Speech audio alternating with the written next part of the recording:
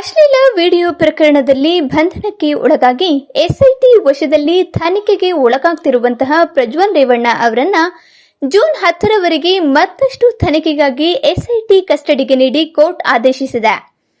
ಮಾಜಿ ಸಂಸದ ಪ್ರಜ್ವಲ್ ರೇವಣ್ಣ ಅವರ ಅಶ್ಲೀಲ ವಿಡಿಯೋ ಪ್ರಕರಣ ಬೆಳಕಿಗೆ ಬಂದ ನಂತರ ವಿದೇಶಕ್ಕೆ ಹಾರಿ ತಲೆಮರೆಸಿಕೊಂಡಿದ್ರು.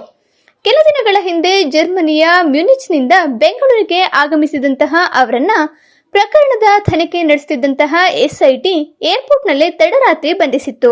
ಬಂಧನಕ್ಕೆ ಒಳಗಾಗಿದ್ದಂತಹ ಪ್ರಜ್ವಲ್ ರೇವಣ್ಣ ಅವರನ್ನ ನ್ಯಾಯಾಧೀಶರ ಮುಂದೆ ಹಾಜರುಪಡಿಸಲಾಗಿತ್ತು. ಬೆಂಗಳೂರಿನ ಜನಪ್ರತಿನಿಧಿಗಳ ವಿಶೇಷ ನ್ಯಾಯಾಲಯವು ಹೆಚ್ಚಿನ ವಿಚಾರಣೆಗಾಗಿ ಎಸ್ಐಟಿ ವಶಕ್ಕೆ ನೀಡಿತ್ತು. ಇಂದಿಗೆ ಅವರ ಎಸ್ಐಟಿ ಕಸ್ಟಡಿ ಅವಧಿ ಮುಕ್ತಾಯಗೊಂಡಿತ್ತು. ಈ ಹಿನ್ನೆಲೆಯಲ್ಲಿ ಮಾಜಿ ಸಂಸದ ಪ್ರಜ್ವಲ್ ರೇವಣ್ಣ ಅವರನ್ನ ನ್ಯಾಯಾಲಯಕ್ಕೆ ಹಾಜರುಪಡಿಸಲಾಗಿತ್ತು. ಹೆಚ್ಚಿನ ವಿಚಾರಣೆಗಾಗಿ ತಮ್ಮ ವಶಕ್ಕೆ ನೀಡುವಂತೆ ಕೋರಿದ್ರು. ಈ ಹಿನ್ನೆಲೆಯಲ್ಲಿ ಜೂನ್ 10ರವರೆಗೆ ಪ್ರಜ್ವಲ್ ರೇವಣ್ಣ ಅವರನ್ನ ಎಸ್ಐಟಿ ಕಸ್ಟಡಿಗೆ ನೀಡಿ ಕೋರ್ಟ್ ಆದೇಶಿಸಿದೆ.